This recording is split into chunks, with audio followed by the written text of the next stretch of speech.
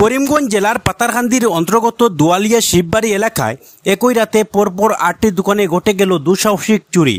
এতে নতুন করে চোর আতঙ্কে বিরাজ করছে বৃহত্তর এলাকায়। স্থানীয়রা জানান, রবিবার রাত আনুমানিক 2টো নাগাদ একদল চোর বৃষ্টির সুযোগকে হাতিয়ার করে স্থানীয় একটি দোকানের পেছনের দরজা ভেঙে ভেতরে প্রবেশ করে। পরে তারা সারিবদ্ধ দোকানগুলোর পার্টিশন ভেদ করে অন্য দোকানে পৌঁছে যায়। এভাবে সড়কের উভয় পাশের 8টি দোকানের চুরির কাণ্ড সংঘটিত হয়। দোকানগুলোর মধ্যে রয়েছে মিটন দেবের মুদি দোকান, আশিস দরের জুয়েলারি, রূপক চক্রবর্তীর ফার্মেসি, ইন্দ্রজিৎ দাসের সবজির দোকান, হিমাংশু নাথের ফার্মেসি, মিঠু দাসের মোবাইল দোকান, সুধাংশু নাথের মুদি দোকান ও সুজিত দরের ছায়ের দোকান।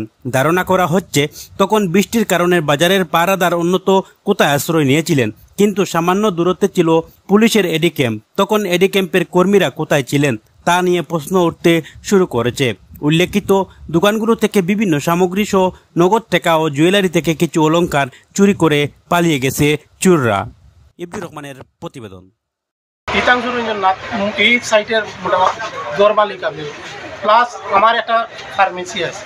তো সকালবেলা আমি যখন ঘুমো আসলাম, ঘুম থেকে উঠার পরে সকাল অনুমানিক ধরেন 6টা সাড়ে 6টা, তখন আমার পাশে একটা দোকান আছে, যে দোকানে চা স্টল, এই চা স্টলের মালিক আইছেন। তখন আবার পরে তাই দেখছেন যে তার দোকানের কিনারও তার ক্যাশ বাস্কটা মানে পিছনের সাইডে ফেলাই। তখন তাই আমার ক্যাশ বাস্কটা কিনে ফেলাই, তখন তাই পিছন দিকে গেছেন, গিয়া দেখছেন পিছন দিকে তার বেড়াটা কাটিয়া ভিতরে ঢুকছে। তখন আমার কাছে ফোন করছেন যে ওরকম আমার দোকান চুরি হয়ে গেছে। আমি আইতে একটু লেট হয়েছে, আমার ছেলে আইছে। আমার পরে ছেলে পিছন দিকে দেখছে আমার বাসার পিছনে, ওই দোকানের পিছনে বহন। তখন পিছন দিকে চাইয়া দেখছে যে জুয়েলারি আছে, জুয়েলারির পিছন দিকে টিন কাটা। তখন হেক গিয়া আমার কইছে যে বাবা ওরকম লাখো আপুর পিছন দিকে ইয়েটা কাটা, বেড়াটা কাটা। তখন আমিও আইয়া দেখি আমার দোকান খুলিয়া চাইয়া দেখি আমার দোকানটাও সেম পিছন দিকে কাটিয়ে ঢুকছে। অথচ পিছন দিকে যে ঢুকছে হে বাইরে যাইতে তার সম্ভবত কোন জায়গা থেকে কইতে পারেনি, 4টা ড্রাগসের খটরা হয়েছে।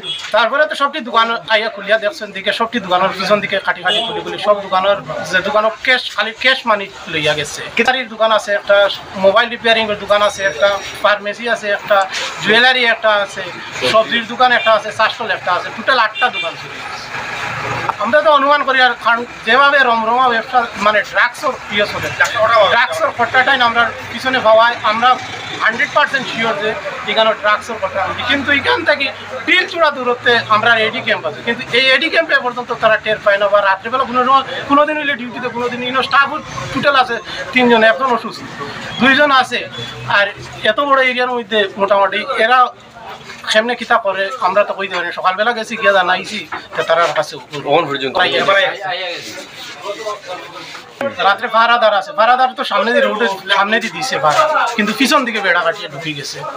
আপনার তো আমরা সন্দেহ মানে ক্যান্ডিডেট সন্দেহ না, আমরা সন্দেহটা হইলো ড্রাগসের উপরে সন্দেহ, ড্রাগস খাওয়া পাইটির কারণে। কারণ সব টেকা নিছে কিন্তু বাকি কোনো মেটেরিয়ালস নিছে না।